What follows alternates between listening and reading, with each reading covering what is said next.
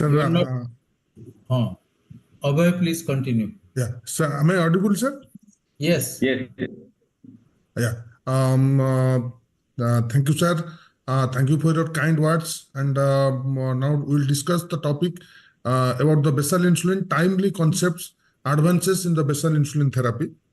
So, as we know that if we'll discuss Glargine U300, then the most important thing is it is right balance of efficacy with low risk of hypoglycemia. It has low risk of hypoglycemia during the titration period, because we know that the titration phase is the phase where actually we starting or we're giving insulin from the initial part. If patient develops hypoglycemia within first few weeks of initiation, probably their motivation comes down, and a lot of the time they discontinue insulin. So as we know that this Glargine U300 produces less hypoglycemia during the titration phase, that gives advantage to the patient. Third is it reduces the risk of nocturnal hypoglycemia. It is one of the best important fact. And also there are lower risk of hypoglycemia, even if high risk population, those are elderly population, those are having CKD patients, still they have risk of hypoglycemia is too less. And there is low risk of hypoglycemia with comparison to premix insulin or Go formulations. It has flexibility in administration at any point of time, plus minus 3 hours. Again, the injection which is used, which actually absolutely painless and gives very less volume of insulin. That again, the pain point of view is quite significant. People see the evolution of basal insulin, as already sir has discussed. The NPH was the first insulin which came to the market in 1946. Then among the long-acting insulin, Glargine is the first in 1992. Then Detemir came in 1996. Then in 2010, Degludec came, and Glargine U300 came in 2011. If we'll see the PKPD or comparing the different type of relative actions of different insulins, probably NPH has a peak.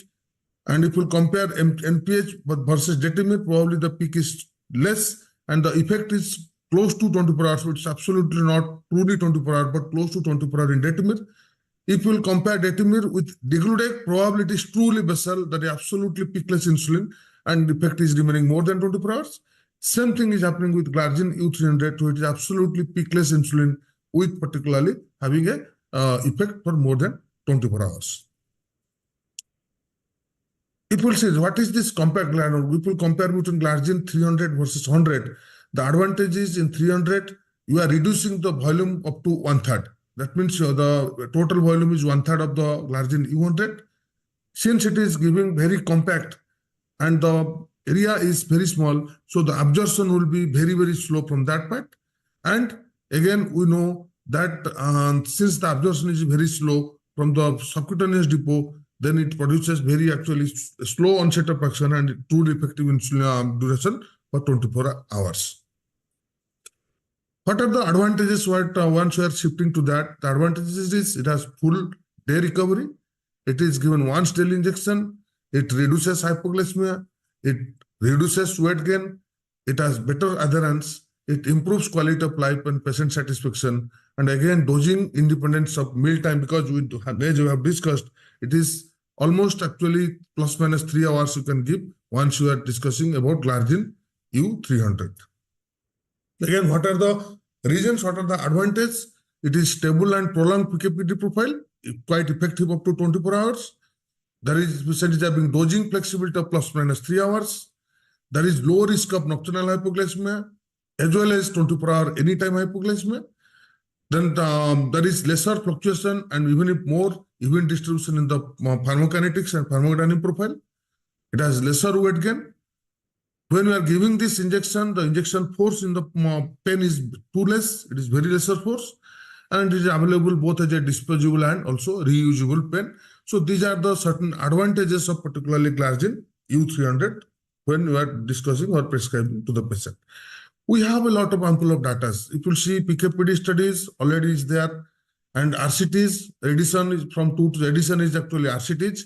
Among the real world data, Deliver and Atos are the real world data. Among the type 1 patients with high risk of hypoglycemia, again, RCT is there, the real world data RCT is there. For the patient experience, again, real world RCT is there for PKPD. And a lot of studies are there to particularly to just tell or to give us confidence that glargine U300 is quite safe and quite effective, having less risk of hypoglycemia and less weight gain. And you will see as it has over a concentration and glucose infusion rate profile after multiple doses of steady state. You see glargine 300 versus 100 given 0.4 unit per kg. U300, that is the green part, is U300, which has clearly shown it has more stable and prolonged duration of action with the PKPD of glargine. U300 is comparable with U100, but having very less peak, or actually in comparison to U100, it is absolutely peakless. People see what are the chance of hypoglycemia. Anytime hypoglycemia on the left side and nocturnal hypoglycemia on the right side, which has clearly shown you take anything confirmed hypoglycemia of less than 70 or confirmed hypoglycemia of less than 50, all are favoring glargine U300 in comparison to glargine 100. And again, if you are taking nocturnal hypoglycemia, that also both are favoring glargine U300 in comparison to glargine 100. So what are the populations where we can give in type 1 diabetes and in type 2 diabetes? In type 1, we have Edison 1, Edison 2, Edison 3, and Edison JP2. That is in the Edison JP is in the Japanese population. The Edison 1 is with basal bolus. Edison 2 is basal insulin plus OHA. Edison 3 is basal insulin, insulin naive patients who have given basal insulin plus OHA. And Edison JP is also basal insulin plus OHA in Japanese population. Whereas in type 1 patients, we have Edison 4 where we have given basal bolus therapy, and Edison JP1 is the Japanese type 1 patients where basal insulin plus mealtime bolus insulin among the Japanese patients.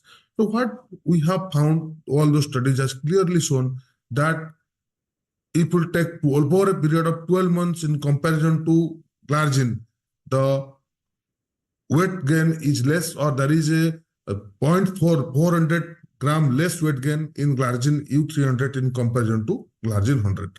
Again, if we compare glargine 300 versus 100, the nocturnal hypoglycemia or anytime hypoglycemia, again, both are actually favoring glargine U300 in comparison to glargine 100. So it has more sustained or equal HbA1c lowering properties with comparable less weight gain and with comparably low risk of hypoglycemia in comparison to glargine U100. Again, ATOS is a study which is real-world effectiveness and safety of glargine U300 among the insulin patients, which has clearly shown that in ATOS, 1 in 3 patients were from India, 25% patient achieved HbA1c target within 6 months, and 45% patient achieved HbA1c target within 12 months. What they found? That there is a HbA1c reduction of 1.87%. The fasting has come down, SMBG has come down actually 65 milligram per deciliter. Then the documented symptomatic hypoglycemia was 0.13%. And there is weight is very, very minimally changed over a period of 12 months. And also there is low means of change in the insulin doses. These are lowest least changes, particularly with those who are given this. Again, if you see the HbA1c lowering property from the BRIGHT study, BRIGHT has clearly shown that in comparison to the baseline, the HbA1c lowering property at 12 weeks and also at 24 weeks is almost similar in glargine versus degludec. So it is a comparison with degludec. Both are having equal HbA1c lowering properties. But if you see the from the hypoglycemia point of view, as I have clearly shown here in this slide, that during the titration phase, the hypoglycemia is found to be significantly less in glargine U300 in comparison to the degludec group. So again, that clearly shows that probably during the initial 12 weeks, which is considered as the titration phase, that in that phase actually the high risk of hypoglycemia or it favors glargine U300. Again, if you see the nocturnal hypoglycemia, that also it favors particularly this glargine U300 in comparison to the degludec. So hypoglycemia is found to be less. Again, as I have already shown that. So the titration period predicts a long-term outcome in the maintenance period, because we know that the initiation, during the initial phase, if any patient develops any sort of severe hypoglycemia, this develops some sort of fear in their mind, and continuation or continuing that insulin for a long period is sometimes hampered, and they a lot of the time they discontinue insulin, they miss few of the doses of insulin, and that is one of the biggest reason of increase in the HbA1c level, uncontrolled blood glucose level, and leads to complication level. So the titration period predicts the long-term outcome in the maintenance phase. More than 80% of the maximum treatment effect occurs in first 12 weeks during the initiation phase. A early response predicts a long-term glycemic control with 12 weeks HbA1c level maintained up to 24 weeks. The early hypoglycemia doubles the risk of future hypoglycemic events, and also early hypoglycemia increases the risk of treatment discontinuation, as I have already discussed. So that shows probably in that point of view, probably glargine U300 is superior than also even if degludec insulin. Again, what Wright has shown us that if you take a cutoff of less than 70, the incidence of any time 24-hour hypoglycemia is reduced by 26%. If you see cutoff of 54, then the incidence of any time 24-hour hypoglycemia is reduced by 37%. And if you take the then event rate of any time hypoglycemia reduced by 23%, event rate of nocturnal hypoglycemia reduced by 35%. So a early hypoglycemic event during titration phase are associated with increased rate of treatment discontinuation as well as long-term hypoglycemic risk.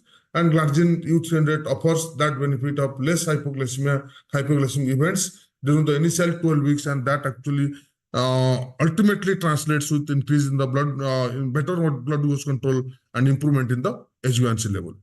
So use of glargine U300 in renal impairment patients, if you see the Edison one, Edison has clearly shown they have comparable HbA1c reduction versus glargine U100, but the risk of hypoglycemia is 19% less.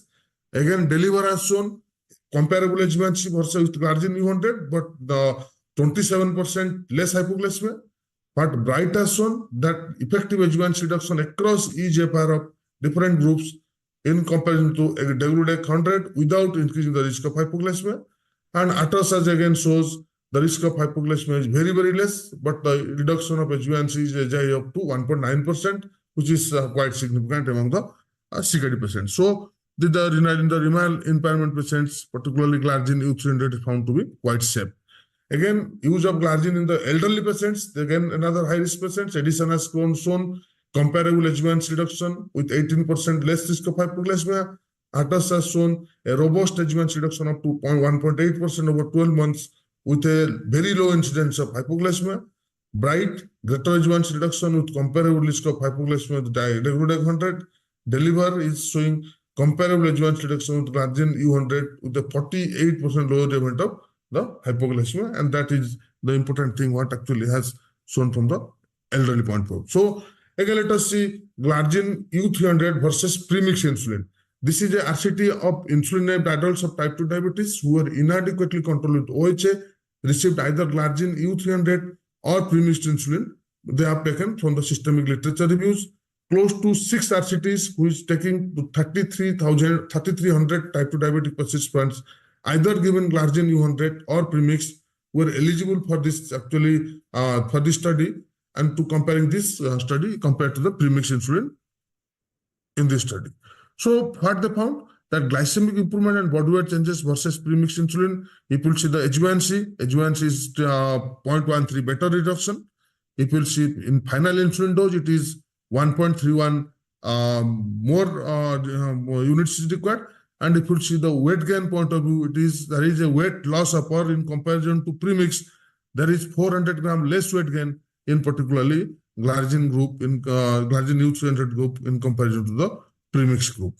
Again, that if you see that all 24-hour hypoglycemia and 24-hour confirmed hypoglycemia both are favoring glargine U300 in comparison to the premix, as I have already shown.